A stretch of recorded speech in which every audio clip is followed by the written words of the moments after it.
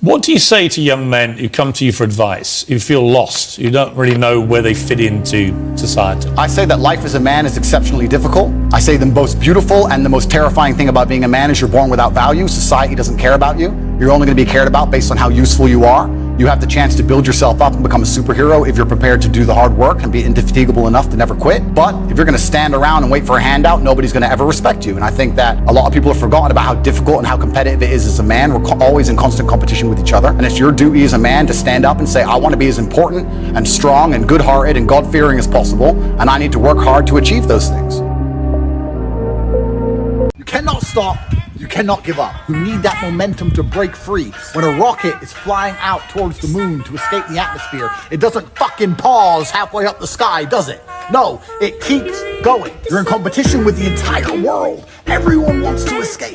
You cannot be lazy. You are the only person who can make this work, and you're also the only person who can fuck this up. He's better and not skinny as fuck and actually has something going for him. And I think that flipped this switch in me where I was like, okay, fuck you, watch this.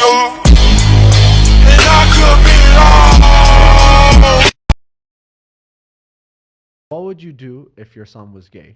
I get asked that question a lot. I would not disown my child if he was gay. I don't care, right? I would not allow my child to be a degenerate person. If he was gay in his own privacy, in his own private time, I wouldn't care. If he was a gay rights activist and he was walking around in bondage gear on a gay pride parade in public, then I would disown him. Not because he's gay, but because he's degenerate as a person. I don't like degeneracy. I think degeneracy is repulsive. I talk to people all the time like, oh, I'm unhappy, I'm depressed. And I'm like, stop saying it. And this is what people really don't yet understand. There's only one thing on the planet you actually have control over. You can't control the weather. You can't control your health. You can't control other people. The only thing you can actually really truly control is what you think. That's the only thing you can change in real time. You can be thinking of red and change it to blue. So why are you not controlling your own mind? It's your asset. It's your ally. It's your friend. Why would you make an enemy out of the only thing you have control over? I refuse to do that. It doesn't make sense to me. The worst thing on earth that could happen to a man could happen to me.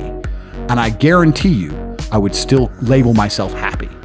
I'm happy because that's who I am. That's how I view myself. That's what I've decided. What the fuck are you doing with your time and your life? I don't understand how you do not have a fire in your mind that is compelling you to conquer Earth. You got all this time and you're not doing anything with it. I was talking about a girl. I was having an argument with a feminist, and she was saying that we need to teach men not to rape. And I said, my dear, I love how idealistic you are, but I am realistic. Men are already taught not to rape. She's like, no, we need to go and change language at school and rewrite history and do all the shit they're trying to do to make men weak, because they think that weak men don't rape, which is another argument I want to come back to, because weak men are the most dangerous men on the planet. But I said, no, people already understand that rape is wrong. Unfortunately, human nature, some people don't care about doing wrong things. We should teach people not to steal, but they still steal. Would you agree that everyone says don't steal? The Bible says don't steal. The Quran says don't steal. Schools say don't steal. Everyone says don't steal. People still steal. So if I were to take $1 million in cash and walk down the street at night in the worst part of town holding it, to a degree, I would have some responsibility. When I got robbed, the police would come and say, why did you do that? People would say, Andrew, why did you do that? You have to protect yourself from things. You can't just rely on the... I absolutely not really love women. I have nothing against women. I believe women are the most precious things on the planet. They create life. They should be protected. They should be provided for. I would never let a woman pay for a bill. If someone touched any of my women, I would stand up against 10 men by myself and risk my life to protect her. I believe that women are beautiful creatures. I just don't think that they're as emotionally calm as men in stressful situations. I don't think they can fight like a man can. And for the same reason, I would never drop my children in an all-male nursery. I think that's strange and weird. I would only drop them in an all-female nursery. Women do certain things and men do certain things. And we live in a world now where the whole idea of the roles has been conflated to the fact where if I come along and say women are better with children and men are better at fighting, I'm somehow fucking sexist when it's clearly true. There's nothing wrong with stating the facts. It's the truth. For the last 3 years, the evil elites were talking about the Great Reset. They were right. It's coming. But it will not work in their favor. The Great Reset begins the day I'm released from jail.